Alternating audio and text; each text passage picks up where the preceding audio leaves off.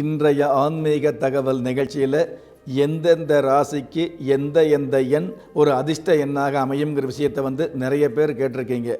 அதிர்ஷ்ட எண் அப்படிங்கிறத விட ஒவ்வொரு ராசிக்கும் சாதகமான எண் இருக்கும் இல்லையா, அதாவது பாதகமான எண் அப்படிங்கிறத விட சாதகமான எண்கள் அப்படிங்கிறது எண்கணித சாஸ்திரப்படி கொடுத்துருக்குது. அந்த வகையில் மேஷம் முதல் மீனம் வரை 12 ராசிகளுக்கு எந்தெந்த ராசிக்கு எந்தெந்த மாதிரியான எண், அதாவது நம்பர் உங்களுக்கு சாதகமாக இருக்குன்னு பார்த்தீங்க அப்படின்னா, பொதுவாக பிறந்த தேதி அப்படிங்கிறத விட விதியன் அப்படிங்கிறத விட இந்த பிறந்த தேதிக்கு உண்டான பிறப்பு எண் அல்லது பிறந்த தேதி மாதம் வருடத்தை கூட்டி பார்க்கும் பொழுது அதில் வரக்கூடிய விதியன், இதுக்கெல்லாம் அப்பாற்பட்டு ஒவ்வொரு ராசிக்கும் பார்த்திங்கன்னா சாதகமான எண் அப்படின்னு எடுத்துக்கிட்டோம் அப்படின்னா, அதாவது அனுகூலமான நண்பர் அப்படின்னு எடுத்துக்கிட்டோம் அப்படின்னா, மேச ராசியை பொறுத்தளவுக்கு 9ஆம் நம்பரும் 3ஆம் நம்பரும் மிகப்பெரிய அமைப்பாக இருந்துகிட்டு இருக்கும். மேசராசியை பொறுத்தளவுக்கு திரும்பவும் சொல்கிறேன், 9ஆம் எண், அதாவது அதே சமயம் 2ஆம் எண், இந்த 2 எண்ணுமே மேசராசிக்கு பக்கபலமாக ஓரளவு சாதகமாக இருந்துகிட்டு இருக்கும். ரிஷபராசியை பொறுத்தளவுக்கு 6ஆம் எண், 6 என்று சொல்லக்கூடிய அந்த 6ஆம் எண் பார்த்திங்கன்னா ரிஷபராசிக்கு மிகப்பெரிய அமைப்பாக இருந்துகிட்டு இருக்கும். அதே ரிஷபராசிக்கு 1ஆம் எண் ஓரளவு நன்மை கொடுக்கக்கூடியதாக இருந்துகிட்டு இருக்கும்.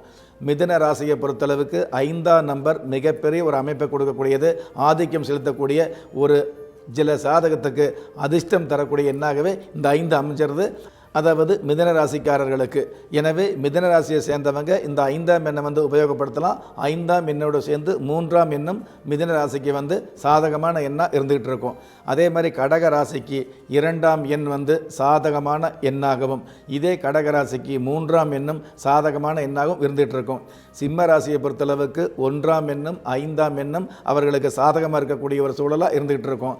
கன்னி ராசியை பொறுத்தளவுக்கு 5ஆம் எண் சம்மந்தப்பட்டது, அதே சமயத்தில் 7ஆம் எண் சம்மந்தப்பட்டது. 5, 7 இரண்டுமே கன்னி ராசிக்கு ஓரளவு சாதகமான எண்ணாக பலன் தருது. அதே மாதிரி துலா ராசிக்கு பார்த்தீங்கன்னா 6ஆம் எண்ணும் 2ஆம் எண்ணும் துலா ராசிக்கு பலன் கொடுக்கக்கூடிய வல்லமையோடு இருந்துகிட்டு இருக்குது. விருச்சிக ராசியை பொறுத்தளவுக்கு 9ஆம் எண் சம்மந்தப்பட்டதும் அதே சமயத்தில் 1ஆம் எண் சம்மந்தப்பட்டது விருச்சிக ராசிக்கு ஓரளவு சாதகமான எண்ணாக அல்லது அதிர்ஷ்டமான எண்ணாக பரிணமிக்கும். தனுசு ராசியை பொறுத்தளவுக்கு 3ஆம் நம்பர் மிகப்பெரிய ஒரு யோகத்தை கொடுக்கக்கூடிய அமைப்பாக இருந்துகிட்டு இருக்குது. இதே தனுசு ராசியை சேர்ந்தவர்களுக்கு 8ஆம் எண் கூட ஒரு சில ஜாதகத்தை பொறுத்து அவர்களுக்கு கூட்டு எண்ணாக அல்லது ராசியான எண்ணாக அல்லது சாதகமான எண்ணாக பலன் தருது. மகரம் கும்பம் 2 ராசிகளுக்குமே பார்த்திங்கன்னா 8ஆம் எண் மிகப்பெரிய ஒரு அதிர்ஷ்டத்தை தரக்கூடிய, நஷ்டம் அப்படிங்கிறதுக்கு மேலே அதிர்ஷ்டம் அப்படிங்கிற ஒரு அமைப்புக்கு இந்த 8ஆம் எண் பயன்படுது. யாருக்கு? மகர ராசியை சேர்ந்தவங்களுக்கும் கும்பராசியை சேர்ந்தவங்களுக்கும். ஆனால் இந்த மகர ராசியை சேர்ந்தவங்க உங்களுடைய ஜாதகப்படி சனி பகவான் எந்த இடத்துல இருக்கார் அப்படிங்கிற விஷயத்தை கவனித்து தான் இந்த 8ஆம் நம்பரை பயன்படுத்தணும். மகரம் கும்பம் 2 ராசிகள் பார்த்தீங்கன்னா 8ஆம் நம்பர் மிகப்பெரிய ஒரு புண்ணியமான எண்ணாக இருந்துகிட்டு இருக்குது. ஆனால் மகர ராசியை சேர்ந்தவங்க 8ஆம் எண் கூட 5ஆம் எண்ணை பயன்படுத்தும் போது அது அற்புதமாக இருந்துகிட்டு இருக்குது. அதே மாதிரி கும்பம் ராசியை சேர்ந்தவங்க 8ஆம் எண் அப்படிங்கிற அந்த எண்ணோடு சேர்ந்து 1ஆம் எண்ணை சேர்த்துக்கும் பொழுது இன்னும் கொஞ்சம் உன்னதமாக இருந்துகிட்டு இருக்குது.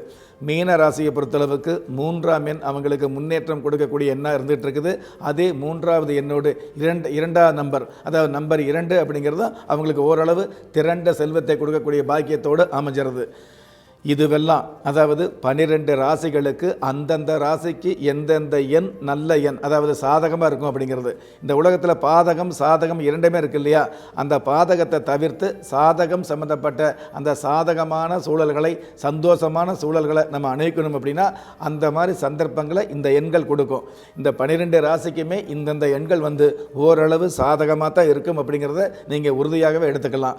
இதெல்லாமல் உங்களுடைய ஜாதகத்தை பார்க்கும் பொழுது ஜாதக ரீதியாக எந்தெந்த கிரகங்கள் உங்களுக்கு சாதகமாக வந்துட்டு இருக்குதோ, இருக்கிற 9 கிரகங்களுமே ஒரு ஜாதகருக்கு சாதகமாக இருக்க முடியாது.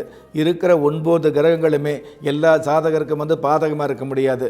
இருக்கிற 9 கிரகங்களில் ஒரு சில கிரகங்கள் ஒரு சில ஜாதகருக்கு சாதகமாக இருக்கும், ஒரு சில ஜாதகத்துக்கு அதாவது பாதகமாக இருக்கும். அதே மாதிரி இன்னும் ஒரு சில ஜாதகங்களுக்கு பார்த்திங்கன்னா ஒரு சில எண்கள் சாதகம் அப்படிங்கிறத விட சந்தோஷம் அப்படிங்கிறத விட அதிர்ஷ்டகரமான எண்ணாக கூட அமையறதுக்கு வாய்ப்பு இருந்துகிட்டு இருக்குது.